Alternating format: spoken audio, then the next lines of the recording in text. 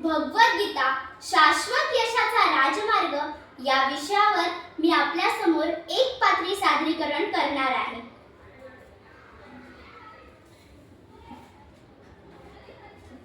सुरुवात.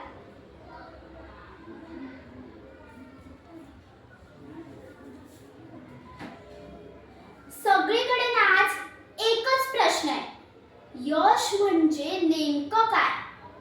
पैसा, प्रसिद्धी, पद की सोशल मीडियावरचे लाईक्स आणि फॉलोअर्स?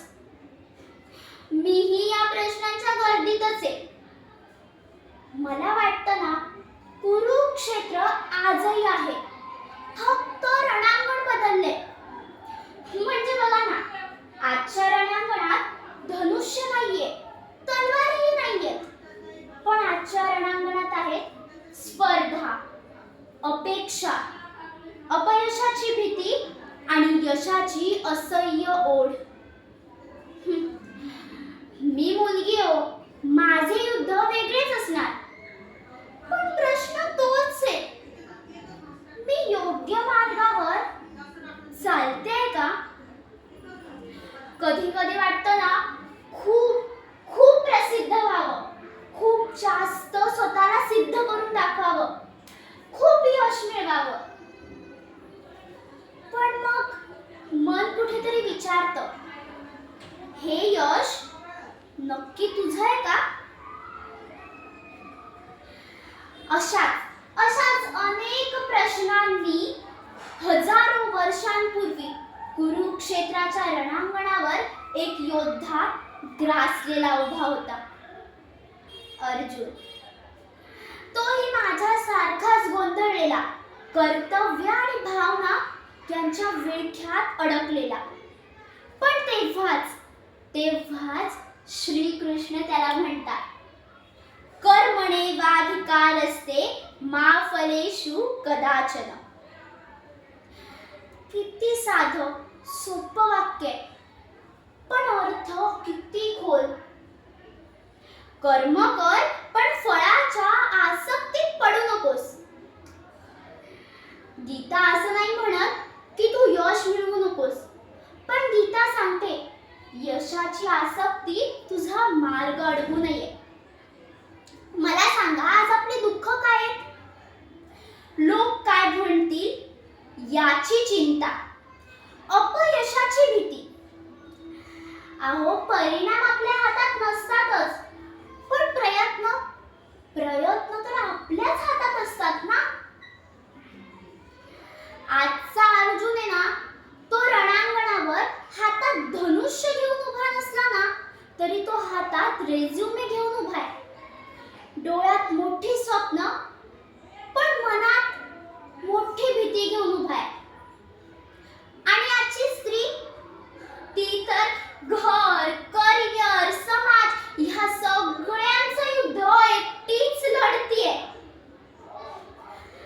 तिला यश हवं असतं, पण ते हरून नाही, तर जिंकून.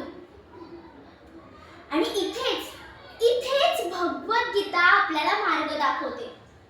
भगवद्गीता सांगते, फक्त जिंकणं म्हणजे यश नाही काही, तर योग्य मार्गावर प्रामाणिकपणे चालणं म्हणजे यश. भगवद्गीता सांगते, क्रोधावर संयम ठेवा, लोभावर नियंत्रण ठेवा आणि मनाला शांत ठेवा, मग यश आपल्या हातातच. आजच्या जगात ना, भगवद्गीता फक्त एक धार्मिक ग्रंथ नाहीये, तर ती लाईफ मॅनेजमेंट गाईडलाईन आहे. भगवद्गीता ना मला देवाकडे घेऊन नाही जात, ती मला माझ्याकडे घेऊन येते.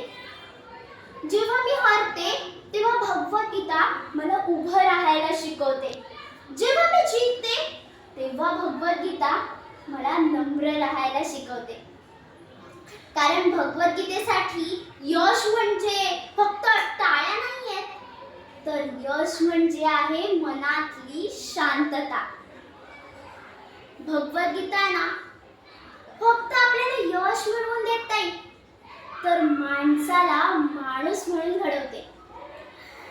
आणि चांगलं व्यक्ती, चांगला माणूस बनणं हेच तर आहे खरं यश. हेच आहे शाश्वत यश. भगवद्गीता ना फक्त वाचण्यासाठी नाही तर ती जगण्यासाठी आहे. मी तर ठरवलंय भगवद्गीता पूर्ण वाचायची.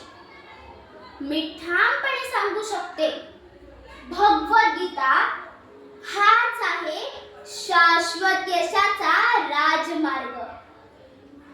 मी तर आजपासून भगवद्गीता रोज वाचणार आहे, कारण मला खात्री आहे भगवद्गीताच मला माझ्या शाश्वत यशाचा राजमार्ग दाखवू शकते.